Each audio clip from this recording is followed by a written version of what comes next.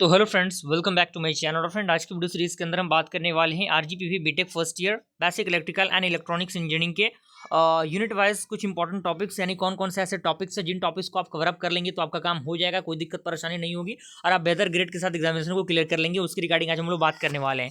लेकिन उससे पहले मैं रिकमेंड करना चाहूँगा कि अगर आपने हमारे सब्जेक्ट की प्लेलिस्ट को एक्सेस नहीं किया है तो जरूर प्लेलिस्ट को एक्सेस करिएगा। प्लेलिस्ट का लिंक आपको नीचे डिस्क्रिप्शन बॉक्स में मिल जाएगा, आप वहाँ से उसे चेकआउट कर सकते हैं, क्योंकि इस प्लेलिस्ट के अंदर मैंने सारे टॉपिक को बहुत अच्छी तरीके से और आसान भाषा में समझा के अपलोड किया है। ठीक है, तो आप उनको देखिएगा। ओके, आइए आगे बढ़ते हैं।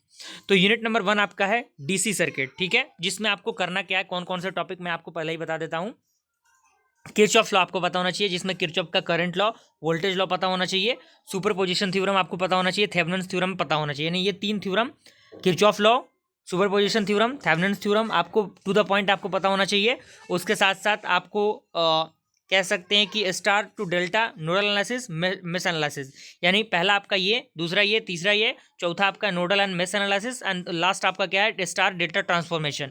यानी जो 5 टॉपिक है यूनिट नंबर 1 से, आपको ये 5 टॉपिक किसी भी हाल में कंप्लीट करना है, छोड़ना नहीं है। क्योंकि अगर आप छोड़ते हैं तो कहीं ना कहीं आप डिस्टर्बेंस का फेस कह सकते हैं सामना करेंगे, क्योंकि बहुत इंपॉर्टेंट टॉपिक है और न्यूमेरिकल क्वेश्चन इससे पूछे जाते हैं। ओके, सेकेंड यूनिट की बात करें, सेकेंड यूनिट में आपको कौन कौन से टॉपिक्स कवर अप करने हैं। सेकेंड यूनिट में आपको RLC, RL, RC and RLC series आपको कंप्लीट करना है। उसके साथ साथ आपको देख लेना है कि फेजर क्या किस तरीके से काम करता है, और RMS वैल्यू का जो डेफिनेशन है वो आपको देख लेना है। ठीक है, उसके बाद आपको देख लेना है रिलेशनशिप क्या होता है between the line and the phase value, यानी रिलेशनशिप क्या होते हैं लाइन और फेज वैल्यू के बीच में।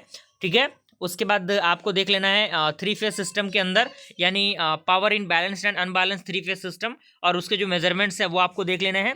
देन यूनिट नंबर 3 की हम बात करें तो यूनिट नंबर 3 में आपको मैग्नेटिक सर्किट का ये यूनिट है, तो इसके अंदर आपको कह सकते हैं कि मैग्नेटाइजेशन कैरेक्टरिस्टिक्स आपको पता होना चाहिए फेरोमैग्नेटिक मटेरियल्स का।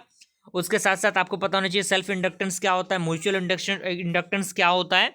ठीक है, देन उसके बाद आपको पता होना चाहिए जो डायरेक्शन होता है इन द इंड्यूस्ड ईएमएफ, वो किस तरीके से हम निकालते हैं। ये 3-4 टॉपिक आपको किसी भी हाल में इस यूनिट के अंदर कवर अप करना है।